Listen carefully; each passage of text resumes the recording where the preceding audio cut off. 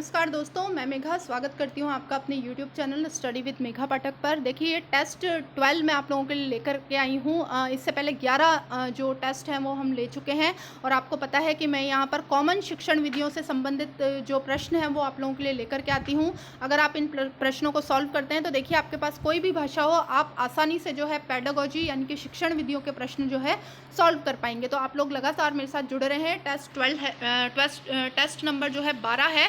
देखिए, पहला प्रश्न हम लोग देखते हैं। भाषा की कक्षा में यह ज़रूरी है कि भाषा की पाठ्यपुस्तक पर विशेष ध्यान दिया जाए। बच्चे मानक भाषा में ही बातचीत करें। भाषिक पृष्ठभूमि के आधार पर किसी को पीछे न छोड़ा जाए। बच्चों की अधिक से अधिक परीक्षा ली जाए। तो देखिए, अधिक से अधिक परीक्षा लेना क्रॉस हो जाता है, आप लोगों को पता है, नहीं लेनी है। भाषा की पाठ्यपुस्तक पर ही हमको केवल ध्यान नहीं देना है, तो ये भी क्रॉस हो जाता है। बच्चे की मानक भाषा जो है केवल वही प्रयोग की जाए, ऐसा नहीं है। जो बच्चे मानक भाषा में ही बातचीत करें, यानी कि बच्चे की मातृभाषा को जो है पूरी तरीके से इग्नोर कर दें, तो देखिए ये तो बिल्कुल ही गलत है। हम इससे पहले पढ़ चुके हैं कि जो मातृभाषा है उसे स्थान देना है। तो जो आंसर हो जाएगा वो हो जाएगा तीसरा, भाषिक पृष्ठभूमि के आधार पर किसी को भी पीछे न छोड़ा जाए। देखिए, नेक्स्ट क्वेश्चन है, उच्च प्राथमिक स्तर पर भाषा शिक्षण का उद्देश्य है। तो देखिए, भाषा शिक्षण का जो उच्च प्राथमिक स्तर पर उद्देश्य है वो है व्याकरण के नियमों को कंठस्थ करना। देखो, ये हो नहीं सकता है। भाषा की विभिन्न संरचनाओं का यांत्रिक अभ्यास, ये भी गलत है।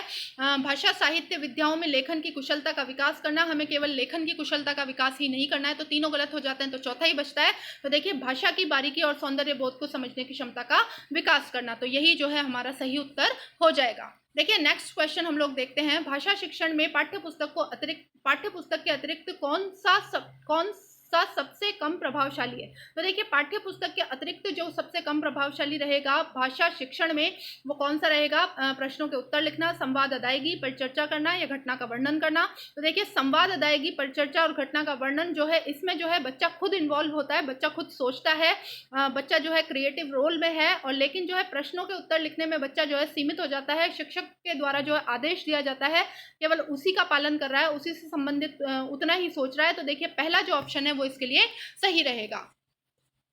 नेक्स्ट क्वेश्चन है, हर व्यक्ति को मैंने ही सच्चाई दिखाई वाक्य पर चर्चा करने का उद्देश्य है। देखिए, इसका क्या उद्देश्य है? बच्चों को संज्ञा के प्रयोग का ज्ञान करवाना। देखिए, ऐसा कुछ भी नहीं है, गलत हो जाता है। बच्चे को सर्वनाम के प्रयोग का ज्ञान करवाना, केवल यही नहीं है, तो ये भी गलत है। बच्चे को क्रिया के प्रयोग का ज्ञान करवाना। देखिए, संज्ञा, सर्वनाम और क्रिया का ज्ञान करवाना, ये इसका उद्देश्य नहीं है। तो देखिए, फोर्थ जो ऑप्शन है, बच्चों को भाषा की नियमबद्ध प्रकृति की पहचान और उसका विश्लेषण करना सिखाना, तो जो फोर्थ ऑप्शन है वो हमारा सही हो जाएगा। देखिए, नेक्स्ट क्वेश्चन है, लेखन क्षमता का विकास करने के संदर्भ में आपके लिए सबसे अधिक महत्वपूर्ण है सुंदर लेखन का अभ्यास, मानक वर्तनी का प्रयोग, सुनी पढ़ी और समझी हुई बातों की स्वाभाविक लिखित अभिव्यक्ति या दिए हुए बिंदुओं और निर्देशों के आधार पर निबंध लिखना। तो देखिए, सबसे ज्यादा जो है हमें बच्चे की अभिव्यक्ति सुधारनी होती है और वो भी स्वाभाविक रूप से। तो देखिए, थर्ड ऑप्शन जो है वो बिल्कुल सही है, तो आंसर इसका थर्ड रहेगा।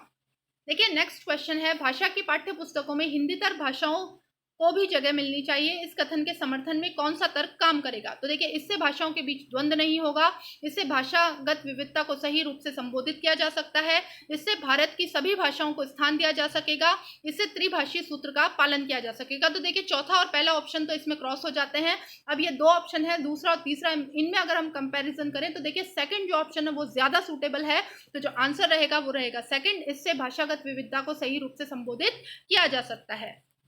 देखिए, नेक्स्ट क्वेश्चन है, पूरक पठन सामग्री का उद्देश्य है भाषा की नियमबद्धता को सिखाना। पठन सामग्री की बात हो रही है, शिक्षक की सहायता से बच्चों को पढ़ना सिखाना, द्रुत गति से पठन की योग्यता का विकास करना, सहपाठियों की सहायता से पढ़ना सिखाना। तो देखिए, जो बच्चा है उसको पूरक पठन सामग्री यानी कि अतिरिक्त पठन सामग्री इसीलिए प्रोवाइड करवाई जाती है ताकि जो है उसकी पढ़ने की स्पीड सुधरे, उसकी पढ़ने की जो है गुणवत्ता सुधर जाए। तो जो आंसर होगा वो होगा तीसरा, द्रुत गति से पठन की योग्यता का विकास करना। देखिए, नेक्स्ट क्वेश्चन हम लोग देखते हैं, हिंदी भाषा के प्रश्न पत्र में आप किस सवाल को सबसे बेहतर मानते हैं? संज्ञा की परिभाषा बताइए। तो देखिए, केवल परिभाषा बताना तो सीमित कर देता है उत्तर, तो ये तो नहीं हो सकता। लाल बहादुर शास्त्री के बचपन का नाम क्या था? उसमें केवल एक शब्द में उत्तर हो रहा है, तो ये भी गलत है। बाबा भारती क्यों उदास थे?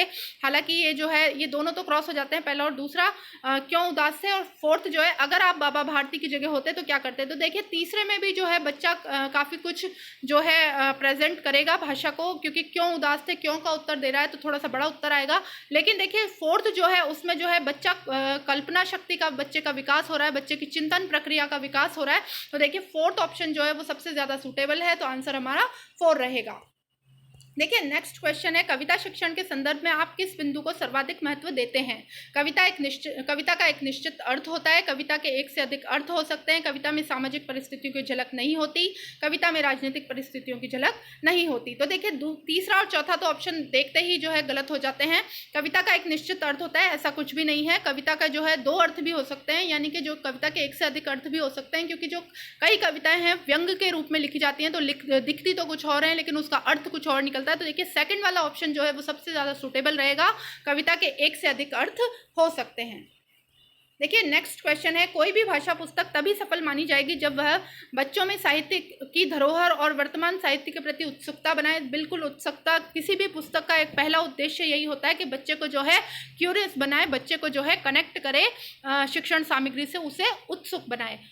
वह बच्चों को प्राचीन साहित्य की पूरी जानकारी दे, वह बच्चों को व्याकरण के नियमों से परिचित करवाए, वह बच्चों को केवल प्रसिद्ध साहित्य से परिचित करवाए। तो देखिए नीचे वाले में तो केवल यूज हो गया, तो वैसे ही नेगेटिव है, इसको क्रॉस ही कर देंगे।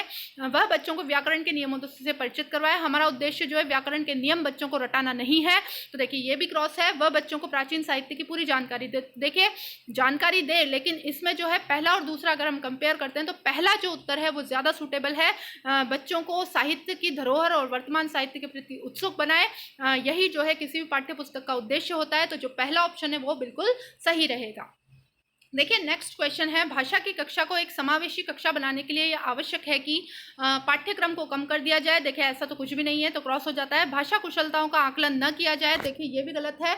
विभिन्न प्रकार की दृश्य श्रव्य सामग्री का उपयोग किया जाए, या फिर पाठ्य पुस्तक के पाठ को कम कर दिया जाए। तो देखिए पहला, दूसरा और चौथा तो क्रॉस हो जाते हैं। जो तीसरा ऑप्शन है उसमें एक्चुअली यही जो है हमारा आंसर रहेगा, क्योंकि जो समावेशी कक्षा है उसमें जो बच्चे आते हैं वो अलग अलग फैमिली बैकग्राउंड से आते हैं, उनकी भाषा जो है रहती है, मातृभाषा अलग अलग रहती है, और जो टीचर है वो मानक भाषा में एक्सप्लेन करता है। तो हो सकता है कि बच्चे पूरे तरीके से जो है बात को ना समझ पाए, लेकिन जो है श्रव्य दृश्य सामग्रियों के माध्यम से जो है बच्चा उस चीज़ को जो है समझ सकता है आसानी से। सभी प्रकार के किसी भी फैमिली बैकग्राउंड का बच्चा हो, किसी भी भाषाभाषी क्षेत्र का जो बच्चा हो, वो जो है श्रव्य दृश्य सामग्रियों की सहायता से जो है पूरी तरीके से बात को समझ सकता है। तो तीसरा जो है इसमें आंसर सही रहेगा।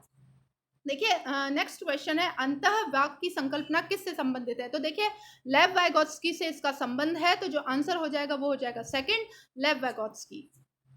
देखिए नेक्स्ट क्वेश्चन है, भाषा और चिंतन में संबंध होता है, यह कथन जो है पूर्णतः सही है, आंशिक रूप से सही है, पूर्णतः गलत है, व्यर्थ का है। तो देखिए ये जो कथन है वो पूर्णतः सही है, क्योंकि कोई भी व्यक्ति जब कोई भाषा बोलता है तो बोलने से पहले उस भाषा का जो है एक पूरा कॉन्सेप्ट बनता है।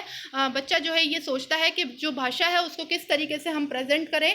तो देखिए इसमें जो पहला जो ऑप्शन रहेगा पूर्णतः सही है, वो बिल्कुल सही रहेगा।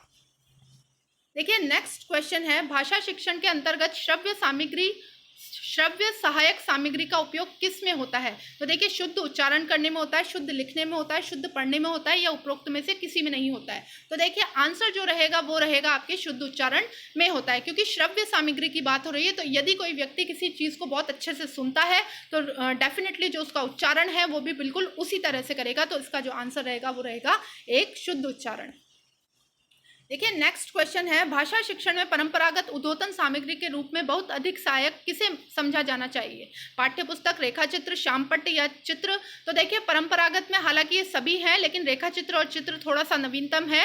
पाठ्यपुस्तक और श्यामपट्ट दोनों परंपरागत यानी कि सबसे ज़्यादा प्राचीन में आते हैं। लेकिन देखिए श्यामपट्ट जो है उसका यूज़ कई फ्रेंड्स जो है उनके आंसर जो है श्यामपट्ट आ रहा होगा माइंड में, लेकिन देखिए श्यामपट्ट का जो यूज़ है वो हम पाठ्यपुस्तक से संबंधित किसी भी सामग्री को एक्सप्लेन करने के लिए करते हैं, यानी कि सेकेंडली जो है उसका उपयोग किया जाता है। सेकंड नंबर पर जो है श्यामपट्ट यूज किया जाता है। सबसे ज्यादा जो यूज होती है वो पाठ्यपुस्तक होती है। तो जो आंसर हो जाएगा वो हो जाएगा एक, पाठ्यपुस्तक। तो देखिए ये 15 प्रश्न मैं आप लोगों के लिए लेकर के आई थी। लगातार मैं इसी तरीके से प्रश्न आप लोगों के सामने लेकर के आती रही हूँ। अब तक हम जो है 150 प्रश्न जो है कवर कर चुके हैं, और एग्जाम तक पता नहीं हम और कितने क्वेश्चंस कवर कर लेंगे। तो लगातार मेरे साथ जुड़े रहें, प्रिपरेशन करते रहें।